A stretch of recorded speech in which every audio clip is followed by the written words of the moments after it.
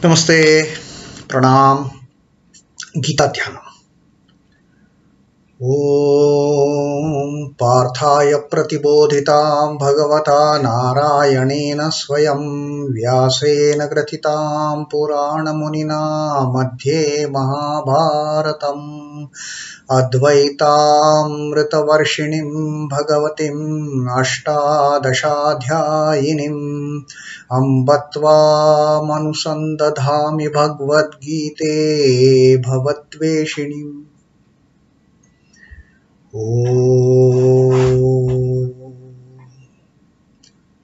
Bhagavad Gita, with which Lord Narayana himself gave enlightenment to Arjuna, the ancient sage Vyasa included it in the Mahabharata. O Goddess, showerer of the nectar-like knowledge of non-dualism contained in your 18 chapters, O my affectionate mother, the destroyer of rebirth, I meditate upon thee. Krishna Vandana. Vasudeva Sutam Devam Kansachanura Mardanam Devaki Paramanandam Krishnam Vande Jagadgurum. Son of Vasudeva, the slayer of Kansa and Chanur, extreme delight for Mother Devaki, O Lord Krishna, the supreme teacher of the universe, my salutations to you. Our reading of Srimad Bhagavad Gita, Dhyana Yoga, the 6th Adhyaya, and today is 19th Shloka. The previous reading, 18th Shloka, Sri Krishna told us that which type of person or when is it that a person can become adept in yoga, adept in meditation. When can we say that person is yuktaha? Tada uchyate yuktaha. When? Tada iti uchyate yoga yuktaha. When that person can be called as yuktaha, adept in meditation, perfect in meditation. When? Yada viniyatam chittam. Yada viniyatam chittam, with the mind fully controlled. Ātmanaḥ avatisthate, focused only on the Atman. Nispruhaha sarvakamebhyaha.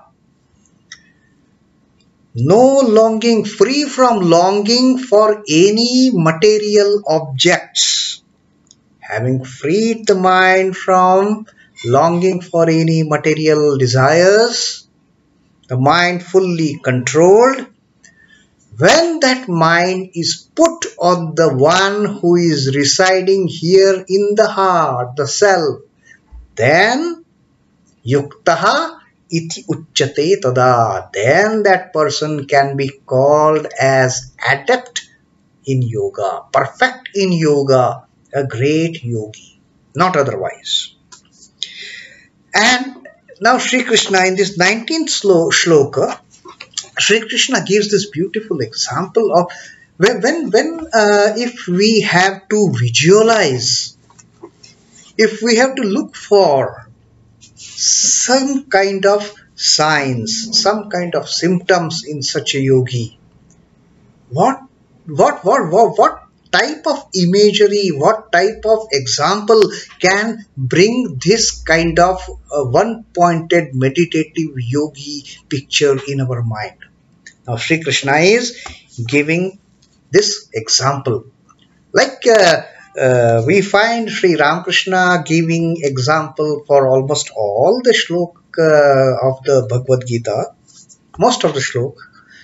Sri Krishna here now himself he is giving an example to what he has declared to us, declared to Arjuna and declared to us so far on the one-pointedness of the mind.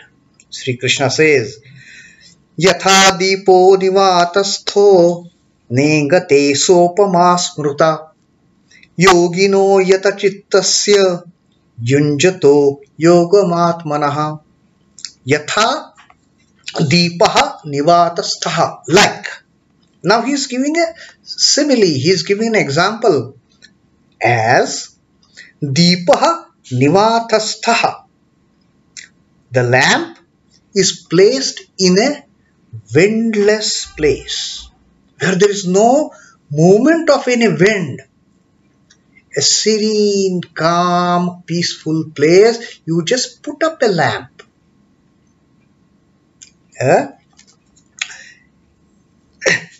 Na neṅgate sopamā smṛitā. Na neṅgate, it does not flicker.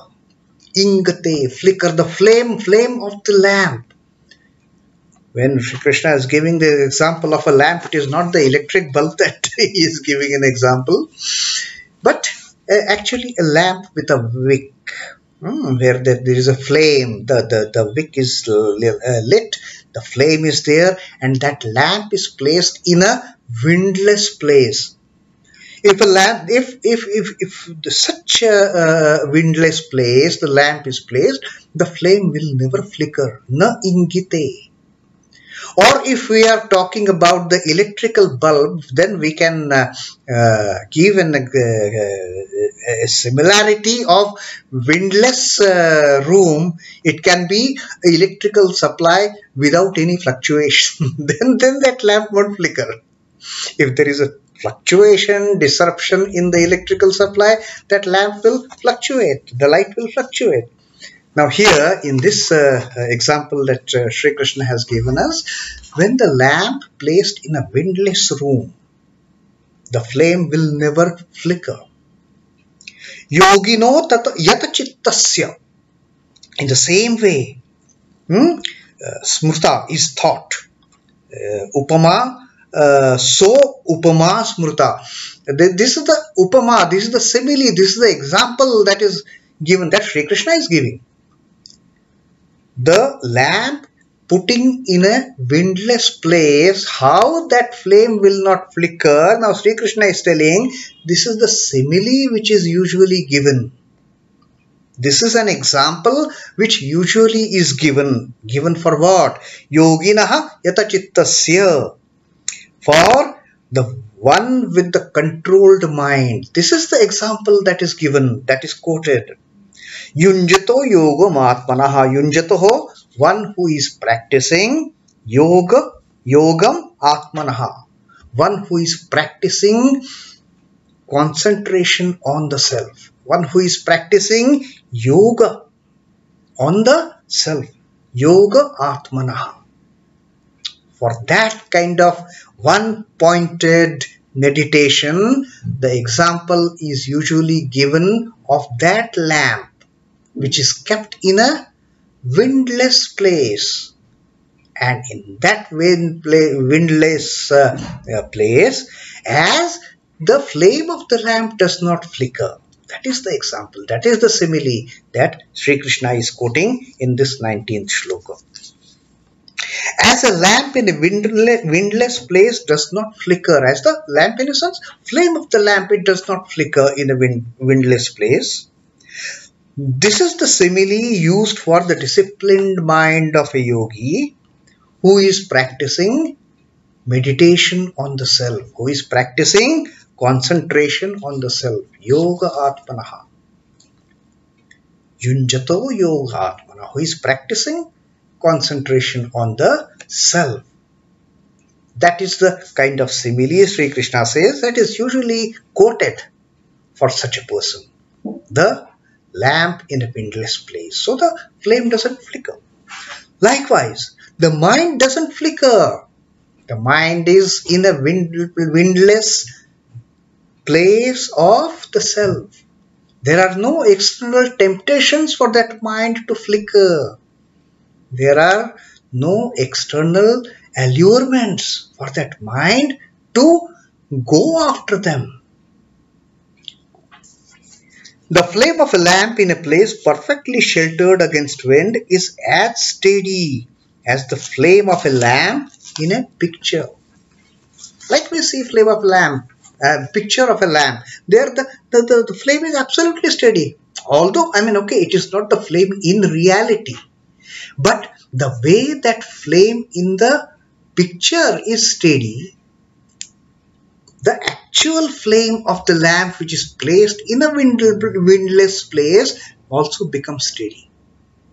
Like that, the flame in that picture of the lamp.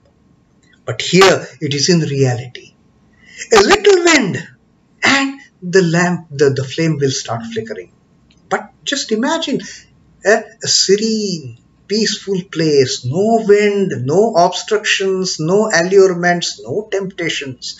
How much steady that flame will be, unflickering, exactly like that. When the mind of the yogi is completely sheltered against the wind of desire, against the wind of desire for sense objects. When that mind is sheltered, when that desire, spruha for sarvakamebhyaha, for all sorts of material desires and objects and enjoyments is taken away, then the mind becomes as unflickering as the flame of that lamp which is kept in the windless place. When the mind of the yogi is completely sheltered against the wind of desire, the self in him shines in its original splendor like that unflickering flame. It is so good to look at that flame, giving such great peace to the mind. Just look at that unflickering flame, a steady, serene, pious, most, the steadiest of the steady flames. He is to identify himself with that unbroken consciousness. The yogi has to identify himself with that unbroken concentration of the mind, when that mind is reflected upon the self here, not outside, inside. And as usual, now here Sri Krishna has given the example of the lamp in the windless place. Sri Ramakrishna also has spoken something on these lines. Sri Ramakrishna's words. Mukti is easy of access to the one deep and strong in meditation. So goes the saying. Sri Ramakrishna is quoting a saying which says, Mukti is easy of access to one deep and strong in meditation. Do you know when one is said to be perfect in meditation? Exactly the words of Sri Krishna that he has quoted in the previous shloka that we read, as who is adept in meditation, who is yukta iti uchyate tada, who is adept in meditation. Sri Ramakrishna says, when he sits in meditation, divine effulgence engulfs him. His little self merges into the cosmic self. When that flame is unflickering, there is a oneness of the light which is spread by that lamp and the divine lamp. And the great light that is illumined by none other than the Divine Mother, than the Divine Lord. Like that small lamp gets merged into that divine light. The light from that lamp gets merged to the divine light because there is no more flickering. It is only the flickering flame which is at the danger of getting extinguished. When the flame starts flickering, that is an indication that it may go off.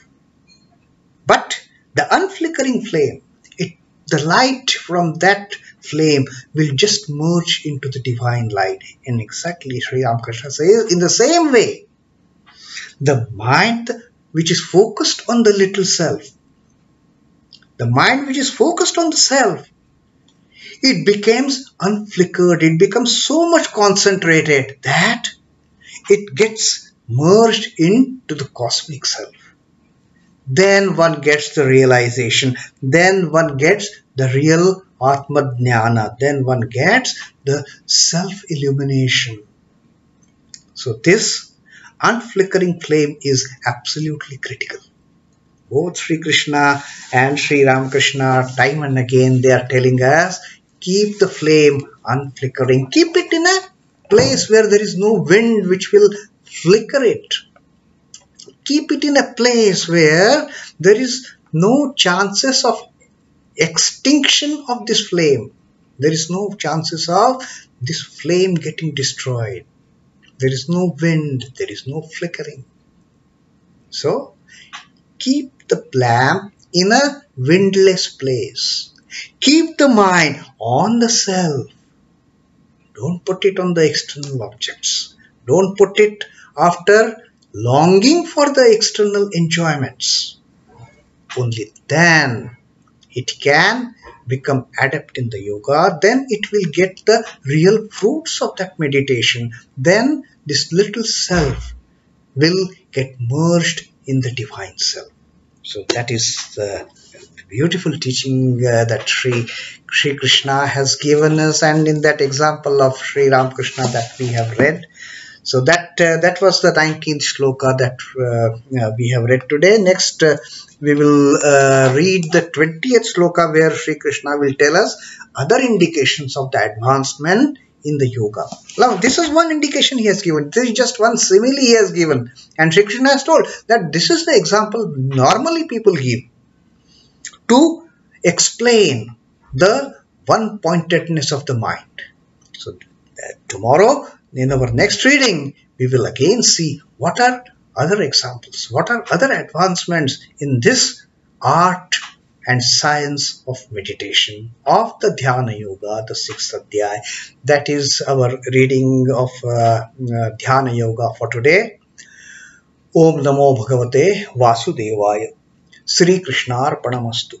Jai Sri Ramakrishna. Jai Thakur. Jai Ma. Jai Swamiji.